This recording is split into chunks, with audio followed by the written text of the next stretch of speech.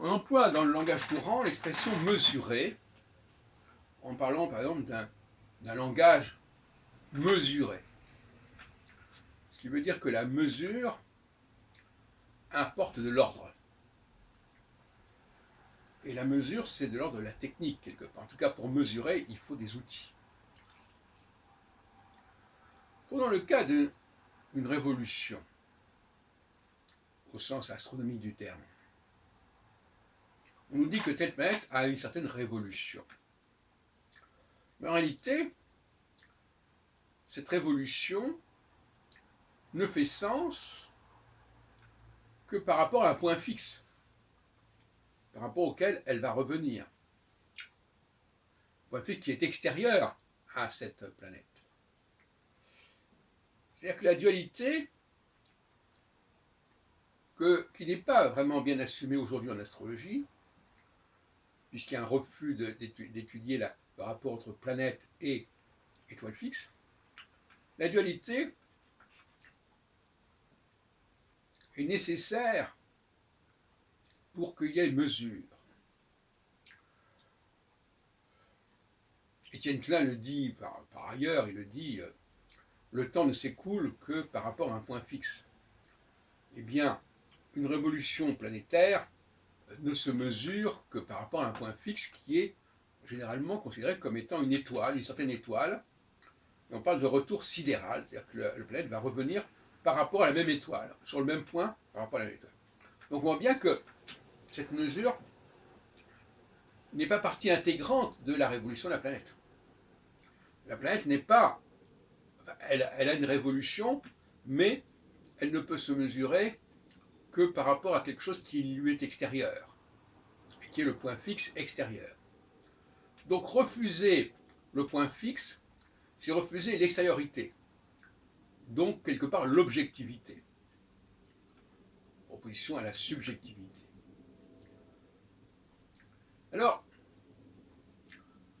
tout ce que nous pouvons mesurer relève finalement de la technique.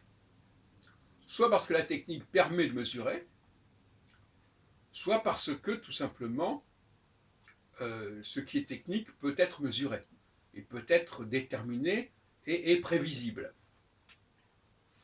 Un match de football, par exemple, obéit à des règles extérieures à l'action même du match. Au bout de tant de minutes, soit 45 minutes par exemple pour la première mi-temps, et la même chose pour la deuxième mi-temps, à part des arrêts de jeu, eh bien on arrête, on stoppe, on suspend. Quelle que soit la problématique du jeu, du match à ce moment-là. Donc il y a un élément extérieur qui est la pendule, si on peut dire, qui va interférer avec le processus désordonné, si on peut dire, en opposition à l'ordre du jeu. Il va inscrire, on va comme ça, donc finalement les gens qui vont assister à un match de foot, ils sont liés à cette question de la temporalité. Un match de foot ne dure pas indéfiniment, tout comme un mandat politique ne dure pas indéfiniment. Et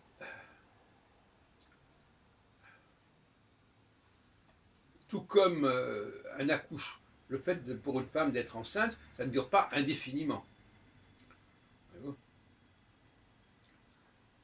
Tout comme les vacances ne durent pas indéfiniment.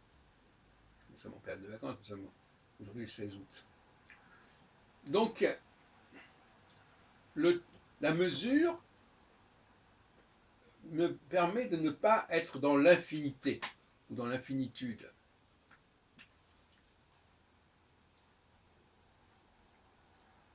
Et la technique permet d'introduire de la finitude,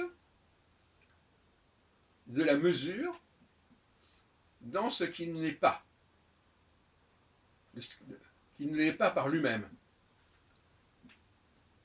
Et en même temps, elle va créer des objets qui sont eux-mêmes structurés dans le point de vue de l'espace-temps. Donc on peut dire que la technique introduit de la mesure, permet la mesure, et que la mesure elle-même est de l'ordre de la technique quelque part.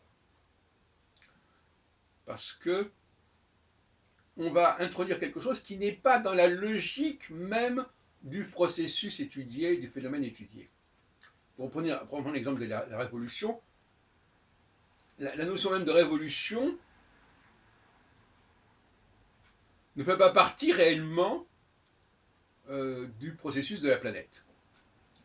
On peut l'introduire, on peut le poser, on peut l'instaurer en précisant qu'il y a des repères, qu'il y a des références, qu'il y a des points de repère, justement, mais ça n'est pas inhérent au processus lui-même. Voilà où j'en suis.